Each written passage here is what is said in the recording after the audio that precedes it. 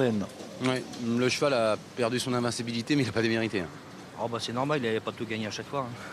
Ça devait arriver, entre guillemets. En plus, il a quand même donné une belle réplique ce jour-là à Bocador de Cime. Ouais, c'était bien. Bah, on n'est pas battu par n'importe qui déjà. Non, non, c'était bien. Le cheval a fait sa course, il n'y a rien à redire. Est-ce que ce genre de course, justement, ça peut aussi l'améliorer, l'aider à s'endurcir petit à petit, à bagarrer? Ah bah de toute façon, c'est au fil des courses. C'est un cheval qui est froid en entraînement, qui fait le minimum. Alors c'est plus en courant qu'il va s'endurcir et puis s'améliorer. C'est bien passé depuis la récupération, l'entraînement? Oui, oui, il est resté 8 jours tranquille. Et puis après, j'ai repris gentiment le boulot. Moi, je ne vais pas le tuer à l'entraînement. J'en ai qu'un comme ça. Ouais. Et c'est un cheval qui a l'air d'avoir un sacré potentiel. Bah oui, c'est un gros papa, alors c'est pour ça qu'il court aujourd'hui. Et je lui dis après il part en vacances, on verra que pour le meeting d'hiver. D'accord. Merci. Allez, un Jean-Michel Bazir qui a déjà porté cette casaque au plus haut niveau, Jean-François. L'amiral Mosin dans les clubs, vous voulez dire, non? Exactement. Une casaque qui doit avoir plaisir à retrouver, celle du comte de Selleville. Hein. Quel grand souvenir. Gagner un Elite Club, c'est pas n'importe quoi, hein. C'est comme un prix d'Amérique. Bamako des Anges qu'on a vu, qui reste un potentiel placé dans cette course. Voilà. Ici, c'est le 8 Bajazet. Bajazet, qui est un cheval honnête. Oui, qui a bien fait en début de carrière, on va dire. Et puis maintenant, il trouve des lots un peu plus difficiles. Hein. Donc, évidemment, quand on prend de l'argent, on monte de catégorie. Et après, il faut arriver à franchir les paliers. Pour l'instant, il a un petit peu de mal. Il a effectué sa rentrée, d'ailleurs, une rentrée plutôt bonne, plutôt encourageante. Et on va le resuivre aujourd'hui avec intérêt. Mais c'est peut-être encore un peu tôt pour lui faire véritablement confiance. Brosse Troubadour, le favori, est décontracté. Fils de Showtime Bourbon. Ouais, et à côté, c'était un fils de Varenne avec Marcos Morgan, Scope Griff Italia. Pas facile de se faire une idée sur les Italiens et les Allemands. Non, c'est pas facile. C'est un cheval qui gagne pas trop pour l'instant, Scope Griff Italia. Bon, Marcos Morgan connaît bien nos courses, donc il sait s'il peut venir se frotter aux nôtres, mais... Sky Dancer, le numéro 3, qui a des performances valables et des réductions kilométriques plutôt flatteuses. Oui, il vient de marcher 13-1 sur 1600 mètres. C'est bien pour des baies dans la saison, c'est bien. Oui, le cheval espagnol, on l'a vu au Canter, était pas mal. Beaucoup rafale. On a un autre étranger avec Dominique Lochneux qu'on a vu juste derrière Bajazet. Justement, c'est Eugène Bocco. Eugène F. Bocco. Hein. Un cheval qui a été requalifié et qui a couru qu'une fois cette année, 3e. Voilà, Barjal qui a terminé bon 3e en dernier lieu. Pas très loin de Brosse Troubadour finalement. Fancana avec quelques petits regrets et il pense qu'il peut titiller Brosse Troubadour. Donc ça peut faire partie des très très bonnes passes, ce Barjal. Allez, au niveau des cotes, on voit également une prise sur le numéro 11, Bold Eagle. Un fils de Ridicash entraîné par Jean-Étienne Dubois qui reste sur 3 victoires. Il est invaincu cette année. Ouais. Et il s'est imposé très facilement à Caen en dernier lieu. Ouais, c'est vrai qu'à Caen c'était très bien. On a l'impression que c'est un cheval qui est sur la montante. On le voit ici. Oui, il a l'air bien souple. Hein. Petite tête fine, un peu comme les Ridicash. Oui, il va passer un test aujourd'hui, Bold Eagle. C'est vrai que... On a l'impression qu'il serait presque plus fait pour tourner à droite qu'à gauche. Mais bon, s'il tourne mieux à droite qu'à gauche, avec les gains qu'il a maintenant, il ne doit pas avoir beaucoup de courses corde à droite. Hein. Black Gold, on l'a vu, qui après un début de carrière sur la coupe de Jean-Pierre Dubois a changé d'horizon. Il est entraîné par Franck Leblanc. Black Gold qui semble... qui a été battu la dernière fois par, justement par le cheval de Jean-Étienne Dubois, Bold Eagle. Et je crois que c'était la première course sous l'entraînement de Franck Leblanc, je crois. Oui, c'est possible. Il est vraiment beau, le favori, Brosse Troubadour. Le papa Showtime Bourbon, je crois qu'il a dû disparaître au bout d'un an ou 2 de monte, il me semble, Showtime Bourbon. Et il était entraîné par le passé par Philippe Allaire. Il me semble qu'il a dû faire 1 ou 2 années de monte, c'est tout. Non, c'est possible, je ne sais pas. Il me semble. Je peux peut-être me tromper, mais de mémoire, il me semble qu'il n'a pas dû faire la monte longtemps. S'il fait encore la montre, on n'hésite pas à nous le dire, parce que ça serait embêtant. Mais de mémoire, il me semble qu'il a dû avoir un problème. Vous me mettez le doute d'un seul coup, vous me faites peur. J'ai un doute. Ouais. Vous me faites peur. Allez, sous les ordres.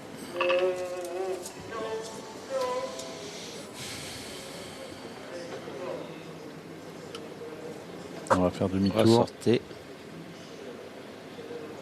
Dernier rendez-vous donc à Vincennes. Bon, on aura assisté à une très belle réunion, Ouais. très belle victoire de Very Nice Marceau tout à l'heure dans le prix Louis Jariel. Avec un temps qui s'est bien tenu. Global Manhattan remporte le quintet.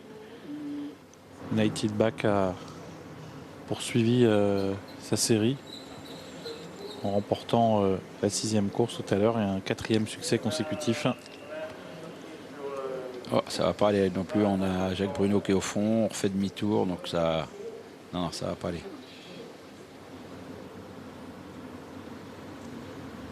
Et puis on a vu également un très très beau succès d'Ave Avis Oui. dans la 4e, là, qui est un poulain qui ne va pas en rester là. Ah oui, très très bien. L'élève de Jean-Michel Bazir là, qui a effectué une ligne droite de toute beauté. S'est détaché là, dans une superbe action. Ah oui, puis on avait l'impression qu'il pouvait aller encore loin comme ça. Peut-être une 3e victoire pour Jean-Michel Bazir avec Brosse Troubadour. Mais il va falloir qu'il attende encore un petit peu parce qu'on ne veut pas partir. Hein. Ça se passe pas très bien. Espérons que pas trop de chevaux vont monter en pression parce que on a le cheval de Mathieu Mottier dont on n'a pas parlé, Bamour. Ah oui. Qui avait fait bonne impression, gagné 2 ou 3 courses consécutives. La dernière fois, il a été un petit peu décevant. Mais bon, c'est un cheval qui veut toujours en faire un petit peu de trop, qui monte en pression, donc ils essayent de le courir un petit peu caché et c'est plus difficile. Et on voit qu'il commence à monter en pression, qu'il commence à se tendre.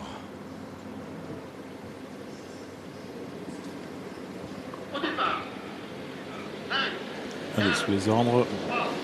Alors que Brosse Troubadour, le favori, part tout à l'extérieur. Il est bien parti, le favori. Brosse Troubadour, Bamako des Angles est bien parti lui aussi. Tous les deux prennent la tête du peloton avec le 14 à la corde, c'est Booster Winner. Et un peu plus en dehors, le 4 Scoop Griff Italia qui vient se positionner au contact des animateurs. On retrouve également un peu plus en dehors Sir Robert qui tente d'accélérer. Brosse Troubadour qui va passer en tête devant Bamako des Angles avec le numéro 2 GNF Bocco qui vient très vite avec le 4 Scoop Griff Italia et le 14 à la corde Booster Winner qui est suivi encore par le numéro 9 au centre, c'est Barjal et le 10 Black Gold qui est à la corde. Avec la sortie du tournant, avec une accélération de Genève Bocco qui est venu au commandement mais qui va sans doute solliciter un relais avec le favori Brosse Troubadour. Brosse Troubadour qui va revenir en tête pour recouvrir Genève Bocco, suivi par Bamako des Angles, par le 14 Booster Winner. Au centre, il y a le 4 Scoop Griff Italia et puis le 9 Barjal qui vient un peu plus loin. Alors qu'on a eu une disqualification, celle de la Sir Robert. Gros effort de Buffetier. Buffetier qui se rapproche à l'extérieur. Direction la descente avec toujours Brosse Troubadour qui a l'avantage. Buffetier qui vient de plus en plus vite en dehors. À la corde, il y a le 2 Genève Bocco sur une 3e ligne. Bamako des Angles, c'est le numéro 15 qui lui-même est suivi par le 14 Booster Winner. Avec Booster Winner, il y a toujours le 4 Scoop Griff Italia. Devant également le 9 Barjal avec le 10 qui est à la corde, c'est Black Gold. Et puis un peu plus loin, l'un des favoris, le 11 Bold Eagle qui pour l'instant attend à mi-peloton. Poteau des 1500 allez mettre. Brosse Troubadour toujours qui a l'avantage devant Eugène F. Bocco, c'est le numéro 2. Suivi encore par Bamako des Angles, par Buffetier, Booster Winner à la corde. À la corde également Black Gold avec le 4 Scoop Griff Italia. Suivi par Barjal et Bold Eagle. Alors qu'on se dirige vers la montée, plusieurs concurrents tentant de quitter l'arrière-garde.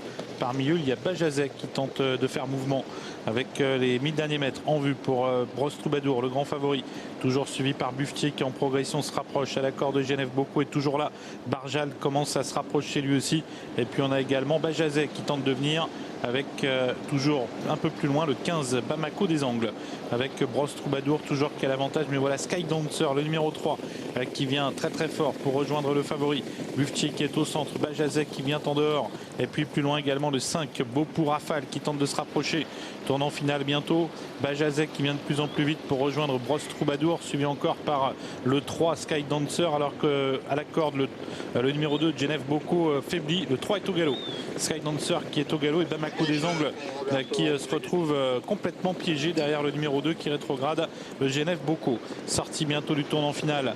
Brosse Troubadour facilement en tête devant Bajazet, devant le numéro 5 Beaucoup Rafale qui est venu donc au contact, et Bold Eagle surtout qui a fait le mouvement et qui est venu 4e, suivi par Barjal et par également Booster Winner. Sorti du tournant avec Bold Eagle qui est lancé à la poursuite maintenant du grand favori Brosse Troubadour. Brosse Troubadour qui a nettement l'avantage, mais Bold Eagle refait beaucoup de terrain. Brosse Troubadour toujours au commandement, mais Bold Eagle vient de plus en plus vite. Brosse Troubadour, Bold Eagle aux abords du poteau, Brosse Troubadour, Bold Eagle. Bold Eagle qui prend l'avantage devant Brosse Troubadour et en retrait Booster Winner. Bold Eagle qui fait la différence. Bold Eagle l'emporte. Brosse Troubadour 2e, Booster Winner 3e et 4e place pour le 9 Barjal. Eh oui, on a eu une belle lutte. Jean-Étienne Dubois, c'est sûr de son fait, puisqu'il a vraiment patienté un maximum avec son cheval invaincu cette année, puisqu'il était à 3 victoires, il sera à 4 maintenant, en autant de tentatives, bien sûr, pour l'année 2014. Et toujours est-il qu'il a fait une magnifique ligne droite pour venir battre Brosse Troubadour, qui avait animé les débats d'un bout à l'autre, et qui semblait parti pour la gloire entre la ligne droite. Il fallait le refaire, le terrain, puisque derrière, on est assez loin avec ce numéro 14, Boost Winner, et Eric Raffin pour l'entraînement de Sébastien Carato, qui vient prendre une belle 3e place, mais à distance quand même des 2 premiers. Et puis un cheval très malchanceux, c'est Bamako des Angles qui vient peut-être reprendre la 5e place. Il a été relayé à l'arrière du peloton en tournant final. Il était derrière un cheval qui n'avançait plus. Sa fin de course était vraiment très bonne. Voilà pour l'arrivée de notre dernière course. Le 11 Bold Eagle l'emporte devant le 13 Brosse Troubadour. Bonne soirée à vous Jean-François et bonne soirée à tout le monde. Oui, au revoir à tous. Au revoir messieurs, bonne soirée à vous. Excellente soirée même. Allez, c'est la dernière affaire. Allez, sur les images de Jean-Étienne Dubois, on se quitte et on quitte Vincennes. La dernière affaire, c'est tout de suite le prix de la Chambre d'agriculture de la Loire avec un boss favori chez Yannick Alain-Briand, un compétiteur qui a débuté des manières les plus plaisantes qui soient en s'imposant à Lyon-Paris, Fred. Ouais, effectivement, il y avait la manière à Lyon-Paris. Et on attend naturellement confirmation de cet élève de Yannick Alain-Briand qui découvre dans la foulée, après cette victoire pour ses débuts, un très bel engagement. On va regarder les opposants à ce boss du Médoc qui est écrasé d'argent, on va le voir dans quelques instants. On a dans le haut du tableau donc, le numéro 1, Beau Gaillard, un petit peu joué, 13 contre 1. Et ensuite, des concurrents un peu plus délaissés. Le numéro 7 qui va apparaître, Bocador, est un petit peu plus joué. Lui aussi a débuté victorieusement pour l'entraînement d'Hervé Chauve-Lafer, l'entraînement très habile. Il est à 11 contre 1, boss du Médoc 1,60 € alors qu'il y avait 2,30 € à l'ouverture. Le numéro 9, Barcelona Dupont, attention, cette candidature est à 12 contre 1. Et ensuite, eh bien, on va rendre 25 mètres à partir du numéro 10, Bad Boy Captain. Et vu la qualité de quelques concurrents en tête, il ne va pas être facile de rendre la distance, à mon sens, dans cette épreuve. Et au second échelon, il y avait très joué Buffalo Vici, élève de Michael Cormier, qui a beaucoup de qualité, 17 contre 1, 19 contre 1 maintenant. Et l'un du tableau, Baby Marceau est à 33 contre 1. Voilà les 17 concurrents de cette épreuve et le favori qui apparaît à l'instant. Alors boss du Meuleuc, mon cher Fred, j'étais sur l'hippodrome de Lyon quand il a débuté victorieusement et c'est vrai que l'impression visuelle était vraiment sympathique. C'était une facile victoire à enregistrer, surtout qu'il y avait des chevaux qui étaient estimés. Il y avait pas mal de débutants dans cette course-là. Je pense notamment à un B entraîné par Jean-Pierre Dubois, qui avait fait la faute pour finir. Enfin bon, il avait des propos plutôt enthousiastes avant course et même Jean-Pierre Dubois avait dit c'est certainement... Monnaie, ce cheval-là. Ouais, voilà, c'est ça. Effectivement. Donc, Yannick Alain-Briand disait que ça restait des poulains. Hein. On ne peut jamais être vraiment sûr à 100%, mais au sein de l'écurie, il fait vraiment partie des tout meilleurs de cette génération. Bah écoutez, il trottait une 18-4 à Lyon et le deuxième marchait une 19-5. Ouais, non, c'était vraiment, il gagnait. Moi, j'étais pas là-bas, mais j'avais vu la course et c'est vrai que il avait laissé une très bonne impression. Le numéro 9, c'est Barcelona Dupont et Thibaut Viette s'est livré à votre micro, Cécile. Bon, Thibaut, c'est la deuxième cartouche qui se profile à l'horizon. D'ailleurs, on va faire un retour rapide peut-être sur la victoire de Alova Dupont. Je crois que c'est une victoire qui avait une émotion particulière. Bah oui, tout à fait. C'était la première victoire sans Monsieur Rayon, qui nous a quittés en début de semaine. Donc voilà, c'est une pensée pour lui et puis toute l'équipe, sa famille. c'était sympa. Avec l'origine d'une jument quand même qui leur tient à cœur. Ça a été une jument qui a couru le prix d'Amérique, donc c'était sympa. Et c'est un bel hommage que vous lui rendez, Thibaut. Est-ce que cet hommage peut se poursuivre dans cette dernière course du programme? On parle de Barcelona Dupont, qui a fait du bon boulot jusque-là. Oui, ça s'est bien goupillé jusqu'à là. Maintenant, aujourd'hui, il fait quand même très chaud. Elle a pas trop, on a voyagé. Je voudrais quand même pas trop lui tirer dessus, malheureusement. Et on a un petit peu d'avenir devant nous avec ces pouliches, donc on va essayer de courir caché et puis de faire la ligne droite. Merci Thibaut, bonne course. Ouais, comme un petit peu à l'habitude, c'est une maison dans laquelle on aime bien prendre son temps avec les chevaux. Et en général, ils vieillissent bien dans cette maison-là. Alors la mère d'Alova Dupont, c'est Jalba Dupont, pour se rappeler qu'il avait couru le Prix d'Amérique. C'était une jument de qualité. Naturellement que cette victoire, était sous le coup un petit peu de l'émotion, une victoire de l'émotion. Et espérons que tout continue dans le bon sens pour cette famille ô combien sympathique. Et on va le voir avec donc Barcelona Dupont, qui trouve un bon engagement tout de même, qui a débuté victorieusement, ensuite 4e place. Une maison, au risque de me répéter, qui aime bien prendre son temps avec les jeunes éléments et qui aime bien faire vieillir. Donc on peut faire confiance à Thibaut Viette pour donner un parcours sage à sa partenaire, et pour qu'elle puisse terminer au meilleur classement possible. J'ai pu discuter avec Jean-Philippe Duché, Fred, qui sera doublement représenté dans cette épreuve, après 2 représentantes au 2e échelon de départ. Donc ça corse un petit peu la chose. Jean-Philippe me disait que pour le 12, Belle du Bois, ce sera vraiment compliqué. Il faut plus la regarder courir et la suivre dans des lots peut-être inférieurs. En ce qui concerne Biskra, elle est peut-être d'un niveau supérieur. Maintenant, c'est une petite rentrée. Sa dernière sortie s'était soldée par une victoire, mais c'était au mois de mars dernier. Donc elle avait débrayé un petit peu derrière ça. Elle avait pris des gains. Donc voilà. On la remet en route et il faut elle aussi la suivre plutôt pour une petite place. 4-5e, elle aura fait son boulot, on ne va pas lui faire mal aujourd'hui. Voilà pour les propos de Jean-Philippe Duché. Il m'a dit normalement je devrais être dans la colonne des figurants. Des petites notes à suivre pour l'avenir, mais pas pour aujourd'hui. Eh bien écoutez, on va suivre ça avec attention. On voit les 2 du Duché justement. Toque bleu pour le numéro 16 Biskra, mais bon, qui est ici. Je vois pas grande différence pour l'instant. Un petit peu mieux là maintenant, mais bon. Quand même 2 toques assez clairs. Le numéro 3 Brune Despetiaux est ici à l'écran avec Bertrand Ruet. Le départ de la course qui est prévu d'ici moins de 3 minutes désormais. Le 7 Bocador.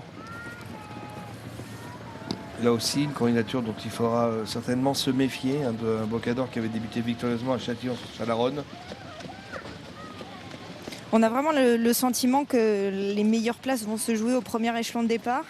C'est quasi tous des chevaux qui ont débuté et puis tout de suite brillé d'entrée. Oui, ce que je disais, Cécile, à 25 mètres, vu la qualité de certains chevaux devant, avant le coup, ça me paraît compliqué de rendre la distance. Maintenant... Ouais, voilà, c'était d'ailleurs les propos de Jean-Philippe Duché. Il me disait, je sais que la mienne, elle trotte un petit peu. Elle est capable de faire de belles choses, notamment au cours de l'été qui s'annonce. Mais maintenant, voilà, une petite rentrée face à l'opposition qu'il y a au premier échelon de départ, c'est vrai que ça corse la chose. Ouais, il suffit de dire ça pour que l'arrivée ça soit composée des chevaux de 25 mètres, mais bon. Après, c'est comme le disait Yannick Alain-Briand, on reste poulains, avec des jeunes chevaux. Il y a quand même pas mal de monde finalement. Et, ils sont 17 annoncés au départ, 9 au premier échelon, ça fait du monde. Donc il va falloir trouver sa place. Il ne va pas falloir faire de fautes dans les premiers mètres de course. Donc on n'est jamais sûr de rien. Mais c'est vrai que sur le papier, ça sent très bon pour ceux ça qui fleure bon en tous les cas. Ouais. Enfin bon, tout à l'heure j'ai dit ça, je ne sais plus dans quelle course ça n'avait pas marché. Mais enfin bref. Vous connaissez bien l'adage, il n'y a rien de tel qu'un cheval pour vous faire passer pour un idiot. C'est ça. Donc voilà, on sera ni les premiers ni les derniers, rassurez-vous Cécile. Bon, ça va alors. Ouais. Je vais pas repartir complètement débridé. Non, surtout pas.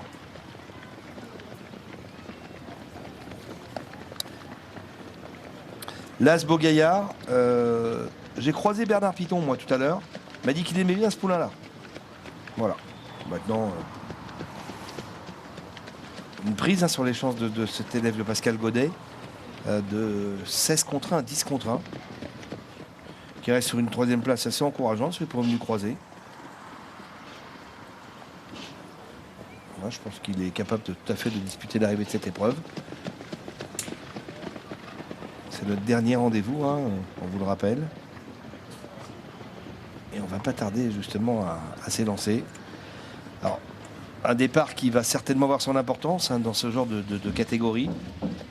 Prendre une bonne place tout de suite sera certainement une bonne chose pour la suite des événements. Et on va regarder les principaux favoris. Alors, toujours 1,80 € pour Boss du Médoc, dont on attend une confirmation après ses débuts victorieux. De l'argent sur les chances du numéro 7, Bocador, 9,70 €. Sur les chances du 9, Barcelona Dupont, qui passe de 10 € à 6,80 €. Puis au second échelon, le concurrent le plus joué, c'est le 15, hein, Buffalo Vici. Entraînement et drift de Michael Cormy, 23 contre 1. Ça va jouer dans les raquettes de départ. Michael, tout à l'heure, n'était pas du tout négatif. Il me dit que c'est un très bon poulain. Maintenant, 9 fois sur 10, il part au galop, il perd gros de terrain. La seule fois où il est parti au trot, il a gagné. Ouais, c'est un poulain que j'aime bien moi aussi. C'est un poulain qui a de la qualité. Après, aujourd'hui, on va s'évertuer à lui apprendre son métier. C'est-à-dire qu'on va essayer de partir gentiment, partir au trot. Et puis, si jamais il est dans des allures correctes, on le fera finir. Donc, ce sera plus pour une petite place. On va vraiment essayer de lui faire comprendre que c'est pas si compliqué que ça. Il ne faut pas s'affoler. Eh bien, ma chère Cécile, la réponse dans quelques minutes désormais, puisque les concurrents vont volter. Il y a un concurrent, Buffalo Vici, qui tarde un petit peu. Allez, c'est parti pour cette dernière épreuve du programme. C'est le prix Chambre d'agriculture de la Loire, avec un excellent départ pour le favori d'épreuve, le numéro 8, Boss du Médoc, alors que plusieurs concurrents se sont montrés fautifs au départ.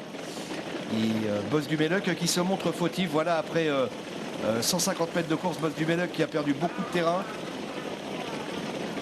Et disqualifié Boss du Médoc, gros coup de théâtre. Le 6 est parti très lentement, le 7 a été disqualifié, le 8 a été également disqualifié. Et on revient en tête de l'épreuve avec le numéro 11, Bimo du Sifflot, qui a pris l'avantage. En deuxième position, et maintenant qui vient sur le groupe de tête, c'est le numéro 4, Baraka du Loisir. Le 10, Bad Boy Captain, vient maintenant en deuxième position. Un peloton qui s'étire énormément, à l'arrière duquel on retrouve le numéro 15, Buffalo Vici, et le 12, Belle Dubois. On revient en tête de l'épreuve avec deux concurrents qui ont pris un petit peu de distance sur le reste du peloton, à savoir le numéro 10 qui s'installe en tête désormais, c'est Bad Boy Captain, devant le 4, Baraka du Loir. On a ensuite bien placé le numéro 16, Viscra, qui n'est pas loin du groupe de tête. Et puis également avec l'effort du 17, Baby Marceau, qui vient en bon rang, alors qu'on note un bel effort tout en dehors du numéro 14, Braconnier, qui se rapproche. Bien placé également Bianca Genila, le numéro 2. Et un peu plus loin à la corde, on a le numéro 9, Barcelona Dupont, qui patiente. Alors qu'on va sortir du tournant et passer une nouvelle fois devant les tribunes.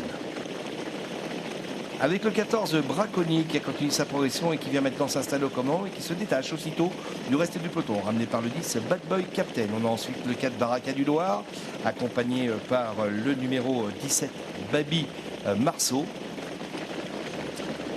Le 2, Bianca Gina, est également au contact, alors qu'il reste un tour de piste et qu'on note un très bel effort du numéro 16, Viscra, qui se rapproche vivement.